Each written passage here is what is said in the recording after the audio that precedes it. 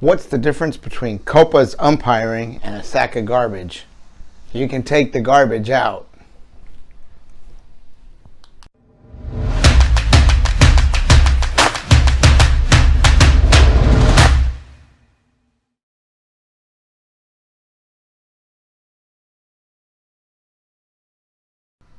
Welcome back to Astros Talk on YouTube. Last night the Astros fell to the Rangers again. That takes the series 2-1 for the Rangers. That's the second series in a row, but the Astros are coming home. They'll have their home opener on Friday. They are off today on Thursday. They need to wake up. Garrett Cole had a good evening pitching. He gave up 3 runs, but 3 walks. The 3 walks got to go. Josh James came in. He pitched an inning. The only hit he gave up just happened to be a home run. I think Josh James is going to work his way into the starter's role before too long. Although, who do you give up? Is it Colin McHugh? Is it Wade Miley? Is it Brad Peacock? Right now, it's a tight group right there as far as the starters go. And then that doesn't even bring into play what about when Forrest Whitley comes up. Let's talk a little bit about Carlos Correa. Carlos Correa has continued at least once a game to show why he's got to be in the game defensively. Another great defensive play, flashing that leather. Much rather have him back there at shortstop than Diaz. No offense to Diaz, but we had the game with a couple of errors from Diaz. Carlos Correa is a stud at shortstop. He's also doing very well with the bat.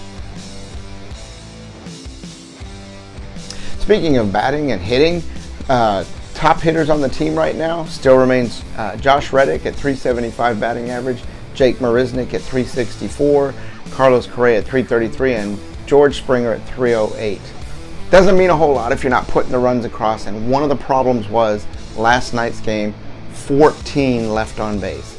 14 people left on base. That brings up another point that I wanted to talk about. Last season, we had 2 guys at the top of the game with runners in scoring position. Yuli was number 1 with runners in scoring position, hitting over 400, and Bregman was number 2 with runners in scoring position. This year, not so good. We're just not getting the clutch hits that we got last year. That's why I think this ship will right itself at some point very soon, sooner rather than later. But right now, we're falling further and further behind. We've got 1 win versus 7 wins for the Mariners. So hopefully they get this all worked out. Another problem carried over from last season that I hoped would not carry over was 2 grounded into double plays last night. We had 2 of those. We also had 2 or 3 the night before. The grounding into double plays got to stop. Got to stop for this team to be, they get the runners on, they got to get them over. They can't hit into those double plays. I know that sounds like basic baseball, but it plagued this team last year more than any other team that I remember, and any other team that I watched last year. So grounding into double plays is a big issue right now. Let's talk about the big gorilla in the room right now. Umpiring last night. Kulpa was terrible. First of all, both sides. The strike zone was extremely erratic. It was not consistent, and it really ticked off both the pitchers.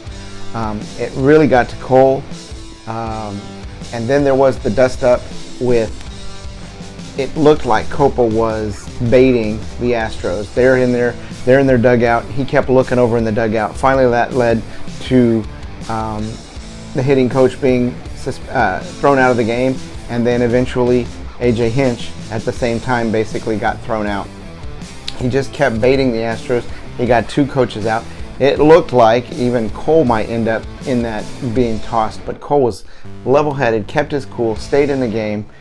At one point, I think Cole went 6 innings. I think the 5th inning, he started to walk off.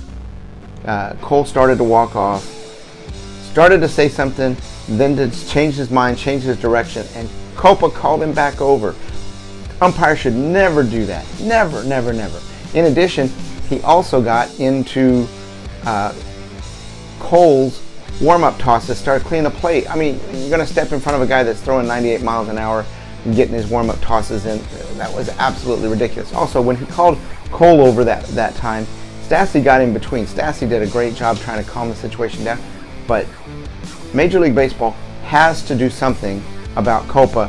He took his mask and pushed Stassi back. No contact means no contact. That means the players can't contact the umpires. The umpires can't contact the players either. There's just no recourse. If the players touch the umpire, they're gone. They're out of there. If the players get out of control, boom, they're out of there. But if the umpire's out of control and not calling consistent strike zone, and they actually initiate contact with a player like he did with Max Stassi, baseball's got to step in and do some discipline. Anyway, not blaming the loss on the umpiring because their bats were not good, but it was a very, very frustrating night for them.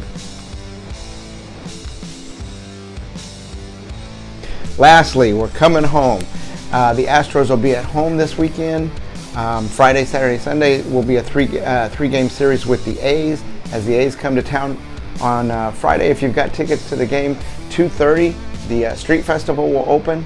So get there early, have some fun, live music, a whole lot of stuff going on, it looks like. That's always a lot of fun. I don't know how early I'm going to be able to get out there with work and what have you, but if I can get out there early enough for the Street Festival, I will.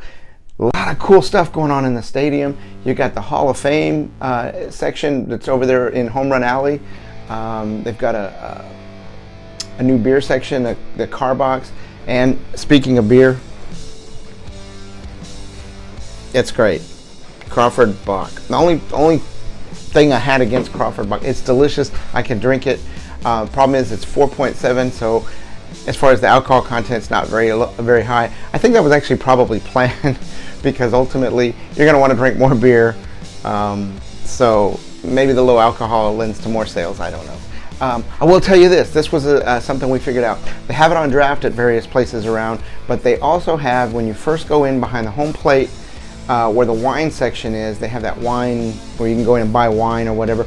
They have the tall boys in there. That was the only place that we saw them. They may be other places when the games actually start, but go look there for your tall boys for the Crawford Bock if that's what you're looking for. Guys, hope to see you there at the game. I'm looking forward. Go Astros.